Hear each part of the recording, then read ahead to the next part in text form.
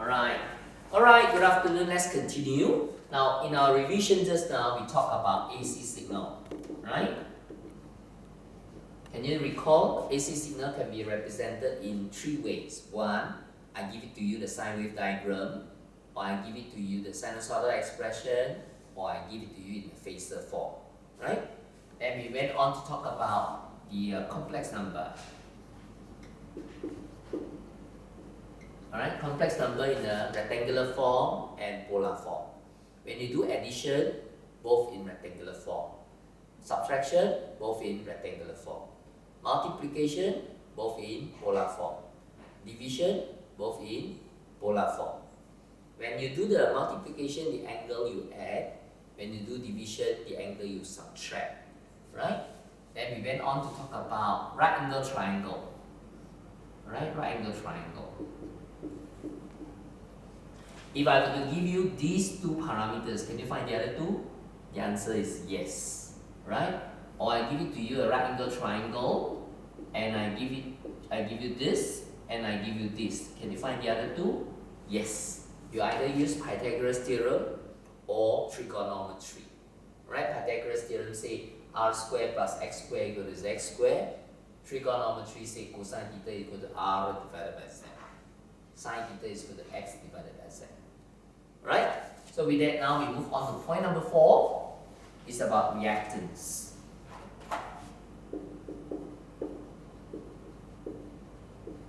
Now in an AC circuit, you have not only resistor, you have resistor, so this is resistance. You have inductance, you have capacitance. Alright, so let's say this is 3 millihenry, this is 16 microfarad. Right, so these are the three components: resistance, inductance, capacitance.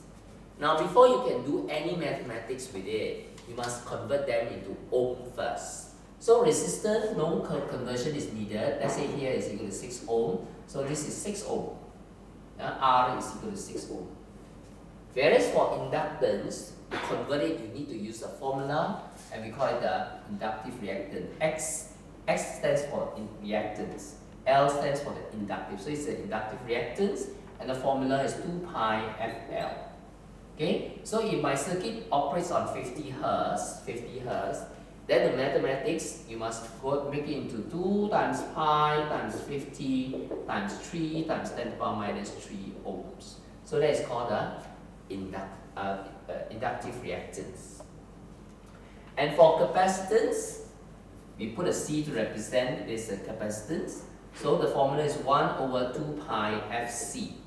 So it's 1 over 2 pi times 50 times 16 times 10 to the power minus 6 ohms.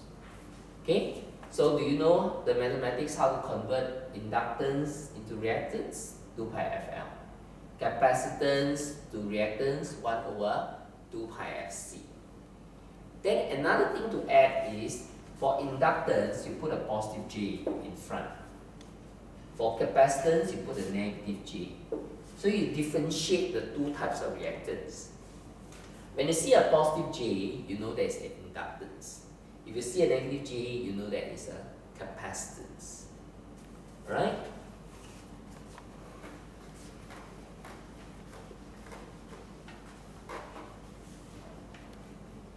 Right, that brings us to the next point about impedance. That means I combine everything together, and that is called impedance. So if I have a circuit like this, alright, and I say this is 3 plus J 4 ohm, we know that this is a resistance. How about this one? Who is he? It's an inductance, inductive reactance. So in other words, this is R plus J XL. Why do I know there's L? Because it's a positive J. A circuit, if I say this is equal to 3 minus J 4 ohms, then I know that this is inside is a resistor with a capacitance. How? Because I see the negative J, and negative J means capacitance. So this is actually R minus J XC. Got it? Okay. Let's talk about our impedance. If I have a circuit here, and I have these, and I have these, and I have this, right? This is equal to 10 ohms, this is equal to 60 millihenry, this is equal to 24 microfarad. Right? And this is a 50 Hertz AC power supply. And I asked you to find me the total impedance. If a student write like this,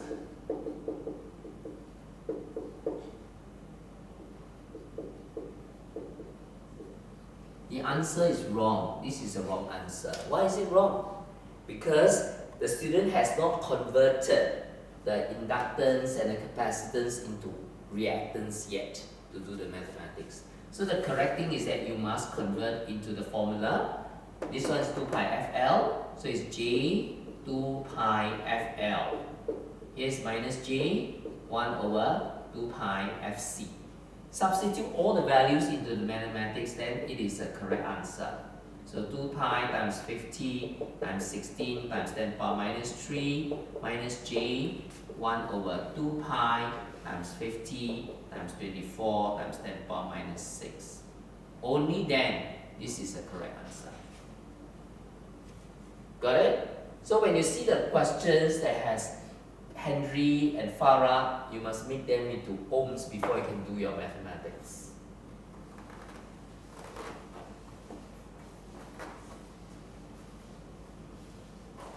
Alright, so now let's talk about if I have a questions like this.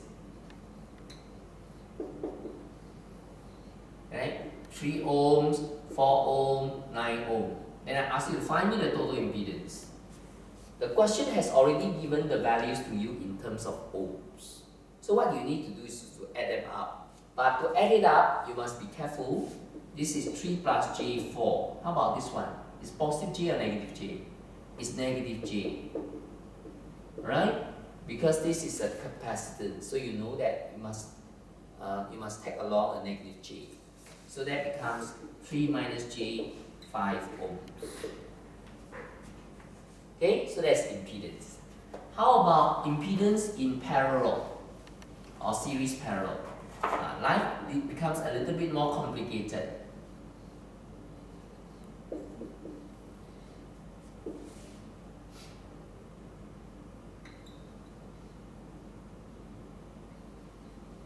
Okay, these are resistors, so it is 4 ohm, 6 ohm, minus J 12 ohms, and this J 14 ohm, and this resistance, so let's say 9 ohms. Okay, and if you are asked to find the total impedance, if you do it systematically, life is a little bit easier, right? Call this Z. This is Z1. Let's call this Z1. Call this Z2. Call this Z3 impedance. Now, when we draw in ECAM or in AC, we draw this bar here to say that it's actually a complex number.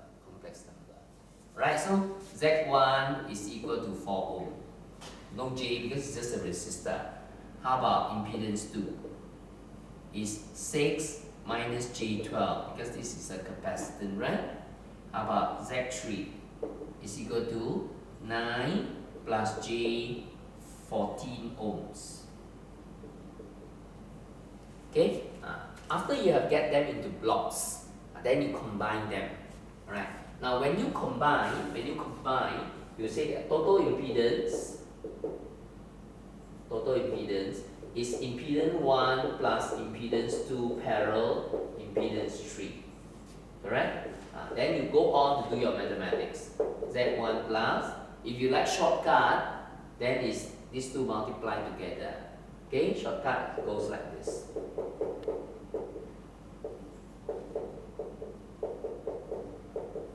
This shortcut for two things in parallel.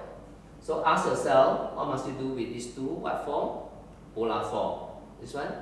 Rectangular form. Overall, polar form. Then you add rectangular form, and with that you get your answer. Get it? And that is called impedance.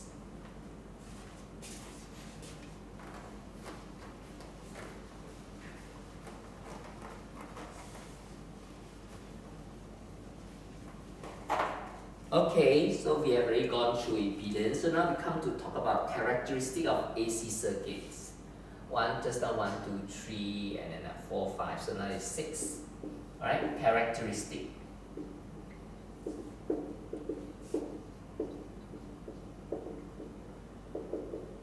There are three characteristics of an AC circuit. An AC circuit can be purely resistive, right, or inductive, or capacitive. Okay, if it's resistive, that means the total impedance is just resistance. There's no XL, no XC, right? If it's inductive, that means the impedance has some positive J. Say for example, positive J. So when you see a positive J, means it's inductive, right? And if the impedance is R minus JX, then this minus J, say this is actually a capacitance, so it's a capacitive circuit.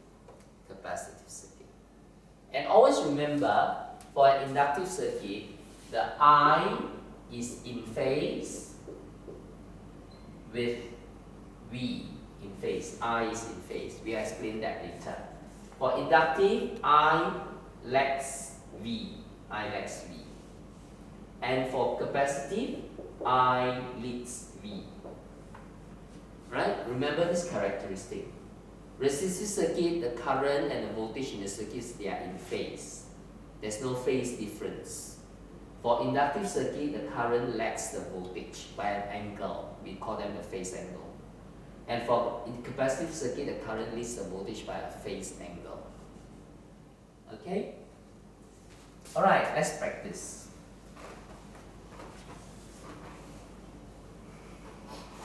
So if I say this is a circuit here, and I have this impedance, right? And this is the V, and this is the I, right? And this impedance is 3 plus J4. Can you tell me the characteristic of this circuit? This is an inductive circuit. Right? Inductive circuit. And the current leads V or lags V? Lags, because it's an inductive. Alright? Say, if I change this to 3 minus J4, then this is a capacitive circuit. And the current leads voltage. Okay? And if this impedance is just 3 ohm alone, then this is a resistive circuit. Then the current does not lead or lag, but they are in phase. I is in phase with V. I is in phase with V. Alright, so that's called resistive circuit. Now, of course, circuit can also be purely inductive or purely capacitive. Alright, so if I say this is a J4 ohm, then you know for sure this circuit is a pure inductive circuit because positive J. And of course, current lags voltage. Right? And if I say this is minus J4, no resistance, this is pure capacitance here, then this current leads voltage. Alright? Now, there is an acronym to help you to remember, and that is called civil engineering. Right? You are in electrical engineering, civil engineering. The word civil will help you to remember. If this is a capacitive circuit, current leads voltage. Right? I is in front of V, so I leads V. This is an inductive circuit, current is behind voltage. So I lags V. Always start with the I. You don't start with the V. Right? Always start with the I so that you know we are all saying the same thing together. So that is called a characteristic of AC circuits.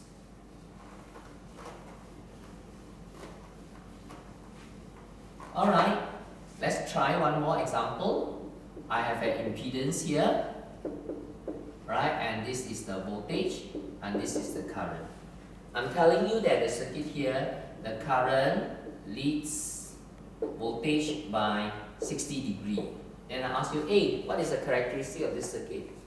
Is it resistive, inductive, or capacitive?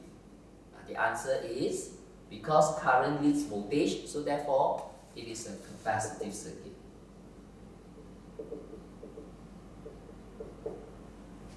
Okay? And if I say, oh, the current lags voltage by 60 degrees, then you say that it is an inductive circuit. Inductive circuit. Okay? So that's called a characteristic of AC circuit.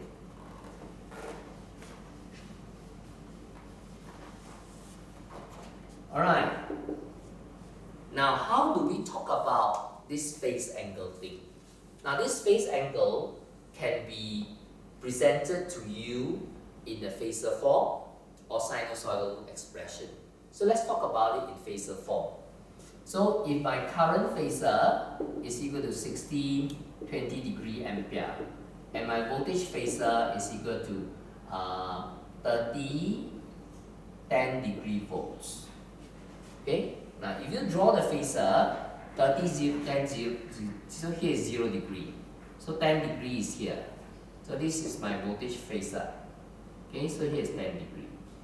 And my current is 20 degree. 20 degree means it's up here. If it's 20 degree, the total here is 20, so here is 10 degrees. Am I right? Because here is 20 degree and here is equal to 10 degree. Can you see your current is in front of the voltage? So we say I leads V by 10 degree. 10 degree. Okay? So let me give you a better number so that you don't get confused. If I say that this is equal to 40 degree and here's 10 degree, right? So if it is 40 degree and 10 degree, right? So it's 40 degree and here's 10 degree. So here's 10 degree, so here's 30 degree. Let me see current leads voltage by 30 degree. Okay, so that's the meaning of phase angle. The phase angle can be determined by the phasors. Okay, so let's try a series of examples about this phase angle. If I give you this is the voltage phasor, and this is my current phasor. Here's my 0 degree. Okay, and I say that here is equal to 10 degree, here is equal to 50 degree. Can you tell me I leads V or I lags V? I is behind V, so it's I lags V. By how much? 40 degree. The angle between them is 40 degree. Right? Okay. So let's explore in the negative quadrant. Here is 0 degree. So I'm here. So this is my I and this is my V. Okay? Here is minus 60 degree. Here is minus 40 degree. So what's the angle between them? Of course, it's 20 degree. Correct? So I leads V or I lags V. We are now in the negative number. Negative 40 is bigger number than negative 60 degree. So I leads V by 20 degree. Okay, so that's how we calculate the phase angle. If you know the two phasor angle, you just see who is in front of who.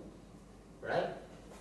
Right. Another way of phase angle is actually a sinusoidal expression. If I were to give you V is equal to 16 sine 2 pi ft, okay, I'll put it in number, 314t minus 20 degree, and I is equal to 2.5 sine 314t minus 50 degree. Then I ask you, is current leading voltage by how much? If you cannot see, you draw the phasors because you understand minus 50 degree, right? Minus 50 degree means my angle here is minus 50 degree. And okay, if I have to make it into phasor form, so this 2.5 divided by square root 2 minus 50 degree, and this is equal to 16 divided by square root 2 minus 20 degree. Right? Are you able to draw these two phasors? Of course you can. Alright? Minus I is minus, so here is a 0 degree. So here is your current minus 50 degree, and the voltage is 20 degree. Okay, so this is the voltage, and here is 20 degree, minus 20 degree. So the angle between them is 30 degree. So current is behind the voltage, right? So current lags voltage by 30 degree. So when you are given two sine form and you ask for the angle leading or lagging, cannot see, draw your phasor. Draw your phasor. Get it?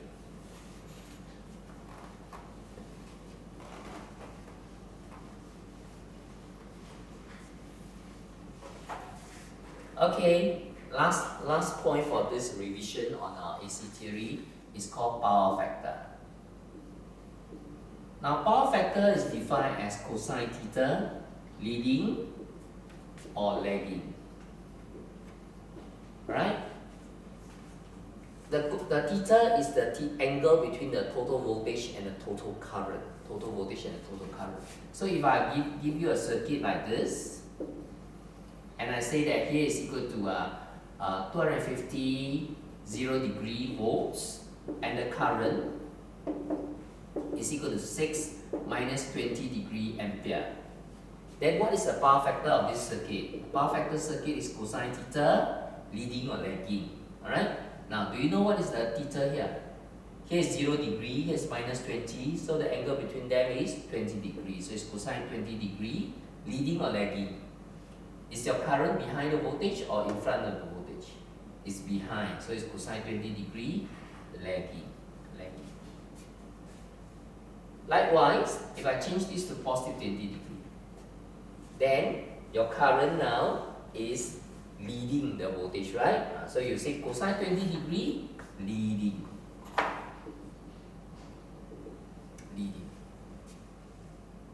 Okay? Okay, or if I now change the number to say here 6°. Okay? What is the angle between 6° and 20°? 14°. So your current is therefore cosine 14°. Alright, 14°. Leading or lagging? Your current is leading. 20° in front of the 6°. Right? So it's cosine 14° leading. Got it?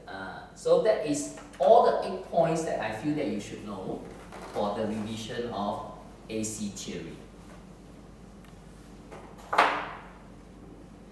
Before you move on to your topic of 3-phase. Okay? First, do you know that your AC signal can be represented in many forms? I give you a sine wave, or I give you a sinusoidal expression, or I give it to you in phasor form. So that's one thing.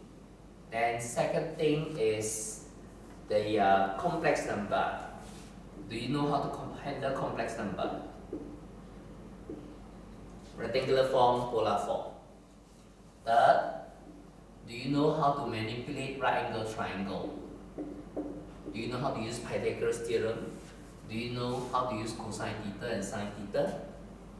And then fourth is the reactance. Do you know what's the formula for JXL and minus JXC formula? That is 2 pi FL 1 over 2 pi FC. Impedance. When you find the total impedance, right? For example, total impedance, you must attach the positive J and negative J. It's R plus JXL minus JXC. Of course, when they're in parallel, you must do the necessary. And then point number 6. Do you know the 3 characteristics of AC circuit? An AC circuit can be resistive, inductive, or capacitive. If it's resistive, current and voltage are in phase. If it's inductive, current lags voltage. If it's capacitive, current leads voltage. And then point number 7, I went on to say about the power factor. Alright, power factor is cosine theta of an AC circuit. What is that theta? The theta is the angle between the current and the voltage. And then you always end with the adjectives, say leading or lagging. Alright? And if it's leading, the circuit is capacitive. If it's lagging, leading is capacitive. If it's lagging, that is inductive. Okay, that is all for AC theory. Thank you.